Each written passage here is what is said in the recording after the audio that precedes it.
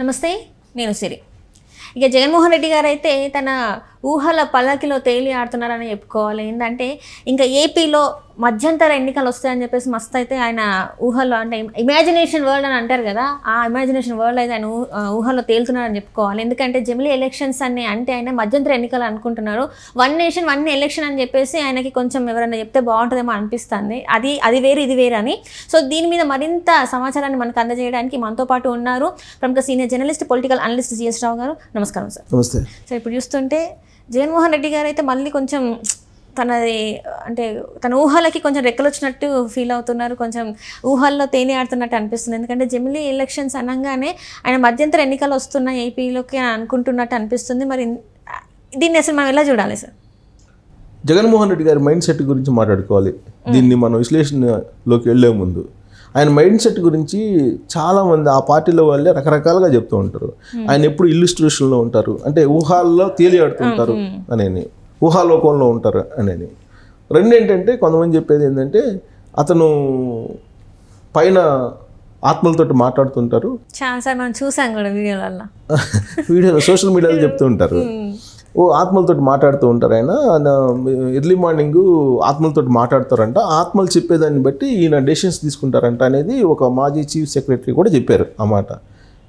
ఆయనకి ఎవరు ఒక ఐఏఎస్ చెప్పారని, ఒక ఐఏఎస్ తోటి జగన్మోహన్ రెడ్డి గారు ఏదో షేర్ చేసుకున్నారు తన అనుభవాన్ని. దాన్ని బయట పెడితే ఆ సోషల్ మీడియాలో రకరకాలుగా దాన్ని చిలవలు పొలవలు చేసేసారు. సరే, ఎనీహౌ జగన్మోహన్ రెడ్డి గారి మైండ్ సెట్ ఎలా ఉంటుంది అనే దానికి అదొక ఉదాహరణగా నిలిచిపోయింది. ఇక ఆయన తాను అనుకున్నది జరగాలి, నేను పట్టుకున్న కుందేళ్ళకి 3 కాళ్ళు అంటారు సామెత, ఆ టైప్ నేచరు అనేది ఒకటి. పక్కా బిజినెస్ మ్యాను అని చెప్తుంటారు. అంటే ఈ క్షణంలో నాకు ఇతని వల్ల ఏ బెనిఫిట్ ఉంటుంది, ఇతను నాతో మాట్లాడాడు గంట, ఈ గంటలో ఇతన్ని ఎలా సేల్ చేసుకోవాలి అనే ఒక థాట్ ప్రాసెస్లో ఉంటారు అనేది. ఇప్పుడు even కొలికలపూడి Srinivasan Telugu Desam party MLA, ఆయన కూడా ఒక సందర్భంలో ఆయన థాట్స్ గురించి చెప్పారు. అందరూ పబ్జీ ఆడుకుంటారు అనుకుంటున్నారు, కాదు, ప్రతి క్షణం అతను రాజకీయ గేమ్స్ తర్వాత బిజినెస్ గేమ్స్ ఆడుతూ ఉంటారు అనేది.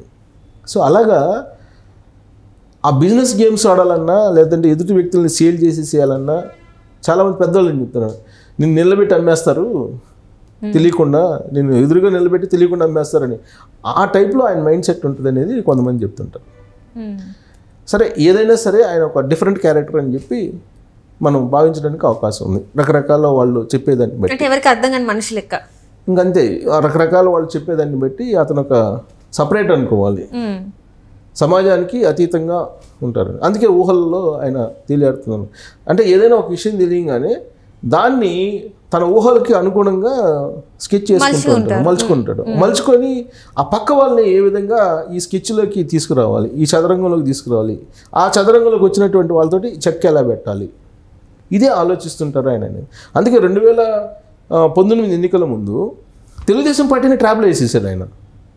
చాలా చాకచక్యంగా వేశారు. ఎలా వేశారో తెలుసా నీకు? 2019లో జనరల్ ఎలక్షన్ టైం చూసుకున్నారు.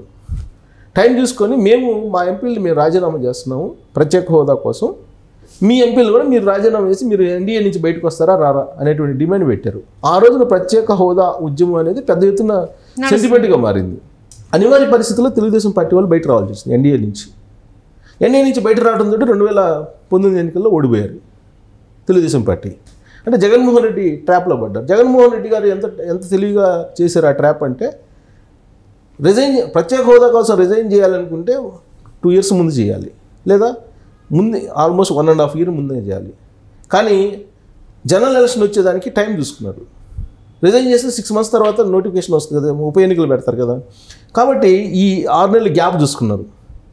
ఈ గ్యాప్ చూసుకొని జనరల్ ఎలక్షన్ ఎప్పుడు వస్తాయి అని చెప్పేసి ఆలోచించి, సో ఉప ఎన్నికలు ఎప్పుడు వస్తాయి, జనరల్ ఎలక్షన్ ఎప్పుడు వస్తాయి అని డేటు పక్కాగా తెలుసుకున్న తర్వాత ఉప ఎన్నికలు రావు అని నిర్ధారించుకున్న తర్వాత వాళ్ళ ఎంపీల చేత రాజీనామా చేయించారు. అలా ఉంటుంది అన్న స్కెచ్. సో ఇప్పుడు జమిలీ ఎన్నికలు అనేటువంటిది ఢిల్లీలో ఒక తీర్మానం చేశారు కేంద్ర క్యాబినెట్లో, జమిలీ ఎన్నికలు వెళ్దాము అని చెప్పి. ఈ జమిలీ ఎన్నికలు అనేటువంటి ప్రస్తావన ఇదేదో నరేంద్ర మోడీ గారి ప్రభుత్వంలో వచ్చినటువంటి ప్రస్తావన కాదు. ఆల్మోస్ట్ 40 సంవత్సరాల నుంచి నడుస్తుంది ఇది జమిలీ ఎన్నికలు అనేటువంటిది. దాని మీద రకరకాలుగా మాట్లాడుకుంటున్నారు. అయితే ఇప్పుడు నరేంద్ర మోడీ గారు 2014 నుంచి 2019లో గెలిచారు, మళ్ళీ 2023 మూడోసారి కూడా ప్రధానమంత్రికి గెలిచారు. కాబట్టి 1 నేషన్ 1 ఎలక్షన్ అనేటువంటి కాన్సెప్ట్ తోటి వెళ్దాము. అంటే ఆయన క్యాబినెట్ ఆమోదించినటువంటి అంశం ఏంటి తెలుసా? ఒకసారి ఎంపీ ఎలక్షన్స్, ఒకేసారి అన్ని రాష్ట్రాలకి ఎలక్షన్స్. ఇది చిన్న ట్విస్ట్. అటు ఎంపీకి ఇటు ఎమ్మెల్యేకి ఒకేసారి కాదు, దేశం మొత్తం ఎంపీలకు ఒక తేదీన ఎలక్షను, ఎమ్మెల్యేలందరికీ అన్ని రాష్ట్రాలకు ఒకేసారి ఎలక్షను. ఇది ఆ క్యాబినెట్లో చేసినటువంటి తీర్మానం. దాన్ని వీళ్ళు ఎలా ఇంప్లిమెంట్ చేసుకుంటున్నారు? అటు ఎంపీకి ఇటు ఎమ్మెల్యేలకు అందరికీ ఒకే రోజు ఎలక్షన్ అనేది చేసుకున్నారు. సరే, ఒకే రోజు ఎలక్షన్ జరిగినా జమిలీ ఎన్నికలకు పోవాలంటే ఇప్పుడు ఏర్పడినటువంటి ప్రభుత్వాలు ఉంటాయి కదా, ఈ ప్రభుత్వాలు అర్ధాంతరంగా ప్రభుత్వాలను డిజాల్వ్ చేయరుగా. డిజాల్వ్ ఎట్లా చేస్తారు? చేయరు కదా. ఇప్పుడు రాబోయేటువంటి రోజుల్లో ఎన్నికలు కొన్ని రాష్ట్రాలకు జరగాలి. మహారాష్ట్ర, ఢిల్లీ ఇలాంటి దాదాపు 5-6 రాష్ట్రాలు ఉన్నాయి. హర్యానాకి అలాగే జరుగుతున్నాయి, అలాగే జమ్మూ కాశ్మీర్లో జరుగుతున్నాయి. మరి ఈ రాష్ట్రాల ప్రభుత్వాలు రద్దు చేస్తారా? ఎప్పుడైతే జమిలీ ఎన్నికల బిల్లు వస్తుందో అప్పుడు కట్ ఆఫ్ డేట్ ఒకటి పెడతారు. ఏ కట్ ఆఫ్ డేట్ పెడతారు? ఇప్పుడు తెలంగాణ ఆంధ్రప్రదేశ్ విడిపోయింది కదా, దాన్ని ఆ డేట్ ఏదైతే ఉందో జూన్ డేట్ ఏదైతే ఉందో దాన్ని ఫిక్స్ చేస్తారు. ఆ రోజు నుంచి రాష్ట్రాలు విడిపోయినట్టు, ఆ రోజు నుంచి రూలింగ్ వేరు అయినట్టు. అంతే తప్ప డిసెంబర్ 9వ తారీఖున సోనియా గాంధీ బర్త్డే సందర్భంగా చిదంబరం ప్రకటించారు, ఆ రోజు కేంద్ర మంత్రిగా ఉండి. ఆ రోజు నుంచి కాదుగా. అపాయింటెడ్ డే అంటారు దాన్ని. అపాయింటెడ్ డే ఆ రోజు నుంచి కాదు, జూన్ నుంచి అది విడిపోయినటువంటి రోజు. సో కాబట్టి జగన్మోహన్ రెడ్డి గారికి అలాగే వాళ్ళ బ్యాచ్కి తెలియాల్సింది ఏంటంటే, క్యాబినెట్లో జమిలీ ఎన్నికలకు సంబంధించినటువంటి బిల్లుని పాస్ చేశారు, నిజమే. ఈ బిల్లుని పార్లమెంట్లో పెట్టాలి, పార్లమెంట్లో పాస్ చేయాలి. పార్లమెంట్లో పాస్ చేసి ఏం చేస్తారు? 2029 నాటికి నియోజకవర్గాల పునర్విభజన జరగాలి అనేది ఆల్రెడీ పార్లమెంట్ ఆమోదించింది కదా. పునర్విభజన జరగకుండా ఎన్నికలకు వెళ్తారు? అసలు నియోజకవర్గ పునర్విభజన జరిగిన తర్వాత ఎలక్షన్కి వెళ్తారు కదా. ప్లస్ మహిళా రిజర్వేషన్ 33% ఇస్తానని చెప్పి నరేంద్ర మోడీ గారు ప్రామిస్ చేశారు కదా, అది 2029 తర్వాత ఇంప్లిమెంట్ చేస్తానని చెప్పారు కదా చట్టసభల్లో. సో ఇవన్నీ ఇంప్లిమెంట్ కావాలంటే 2029 ఎలక్షను, అది జమిలీ ఎలక్షనా జనరల్ ఎలక్షనా ఏదన్నా కానీ, ఈలోపు ఏం చేస్తారు? ఒకవేళ ప్రభుత్వాలు ఏదన్నా ఇప్పుడు మిగతా ప్రభుత్వాలకు ఏదైనా కానీ ఆ రోజుతో అయిపోతే దాన్ని సుప్త చేతనావస్థలో పెట్టే అవకాశం ఉంది కొన్నిటిని. బట్ 2029 ముందు జమిలీ ఎలక్షన్ వచ్చే అవకాశం లేదు. 2029 తర్వాతనే జమిలీ ఎలక్షన్ వచ్చేటువంటి అవకాశం ఉంది. ప్రకటన రావచ్చు, పార్లమెంట్లో నీకు ఒక తీర్మానం చేయొచ్చు. పార్లమెంట్లో తీర్మానం చేయడానికి కూడా అవకాశం లేదు జమిలీ ఎన్నికలకి. ఆ స్థాయి మెజారిటీ ఇప్పుడు లేదు ఎన్డీఏకి లేదు, బీజేపీ కదా, ఎన్డీఏకి లేదు. కారణం ఏంటంటే 2/3 మెజారిటీ కావాలి. అటు లోక్సభలో లేదు, అలాగే రాజ్యసభలో లేదు. నీకు జమిలీ ఎన్నికలు కావాలంటే నీకు ఎన్డీఏలోనే చాలామంది సపోర్ట్ చేయరు. అందరూ సపోర్ట్ చేసినా కానీ బిల్లు పాస్ కాదు. అది ఆల్రెడీ ఆడ నెంబర్ గేమ్ చెప్తుంది. లోక్సభలో రాజ్యసభలో ఉండే నెంబర్ గేమే చెప్తుంది. సో అది అసలు సాధ్యం కాదు. సరే, ఒకవేళ సాధ్యం అయింది అనుకున్నాం, నరేంద్ర మోడీ ఏదో చేసి మిరాకిల్స్ సృష్టించేసి ఏదో సాధ్యం అయింది అనుకున్నాం. సాధ్యమైనా కానీ ఇమీడియట్గా ఎలక్షన్ పోమని చెప్పి తీర్మానం చేయరు. పాపం జగన్మోహన్ రెడ్డి గారికి అండ్ టీంకి తెలియదేమో, ఇమీడియట్గా పోమని చెప్పారు. 29లో జమిలీ ఎలక్షన్స్ అంటారు. 29 జమిలీ ఎలక్షన్స్ అంటే ఇప్పుడు ఉన్నటువంటి ప్రభుత్వాలకు సంబంధించి ఆ నెక్స్ట్ రాబోయేటువంటి 2 years ముందు రాబోయేటువంటి వాటికి ఎలక్షన్స్ అబియన్స్లో పెట్టి వాటిని అక్కడ తీసుకెళ్తారు. అంతే తప్ప ఉన్న ప్రభుత్వాలు డిజాల్వ్ చేయరు. ఉన్న ప్రభుత్వాలు డిజాల్వ్ చేసే అధికారం లేదు. రైట్. సో దీన్ని అడ్డుపెట్టుకొని ఇప్పుడు ఏం చేస్తున్నారంటే జగన్మోహన్ రెడ్డి గారు ఈ అంశాన్ని తనకు అనుకూలంగా చెప్పుకుంటున్నాడు.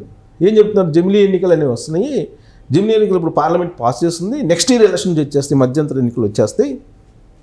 ఈ మధ్యంతర ఎన్నికలు వస్తాయి కాబట్టి చంద్రబాబు నాయుడు గారిది ఇంకొక సంవత్సరమైన గవర్నమెంటు, కాబట్టి మీరు పార్టీ నుంచి వెళ్ళొద్దు అంటే పార్టీ నుంచి వెళ్ళిపోతున్నారు అందరూ పార్టీ నుంచి వెళ్ళిపోతున్నారు. పార్టీ ఖాళీ అయిపోతుంది, దుకాణం బంద్ అవుతుంది, పార్టీ ఆఫీసులు తాళాలు వేస్తున్నారు. ఇలాంటి పరిస్థితుల్లో మధ్యంతర ఎన్నికలు జమిలీని కాస్త మధ్యంతర ఎన్నికలుగా డైవర్ట్ చేసేసి మధ్యంతర ఎన్నికలు రాబోతున్నాయి. వచ్చే ఏడాది ఎన్నికలు మనకి సో మనకు మంచి భవిష్యత్తు ఉంది. 2029 కాస్త కన్ను మూసి కన్ను దశలో అయిపోద్దని చెప్పి అన్నారు కదా. ఈసారి సగం కన్ను అయిపోయే లోపలే మన ఎలక్షన్స్ వచ్చేస్తాయి, సగం కన్ను తెరిచే లోపలే 2025లోనే ఎలక్షన్స్ వస్తాయి అని చెప్పి ఆయన చెప్పి ఆ లీడర్స్ని నమ్మించే ప్రయత్నం చేస్తున్నారు, సమాజాన్ని నమ్మించే ప్రయత్నం చేస్తున్నారు. కానీ అది అసాధ్యం, అవాస్తవం, అది జరగని పని. Right sir, right. Thank you so much.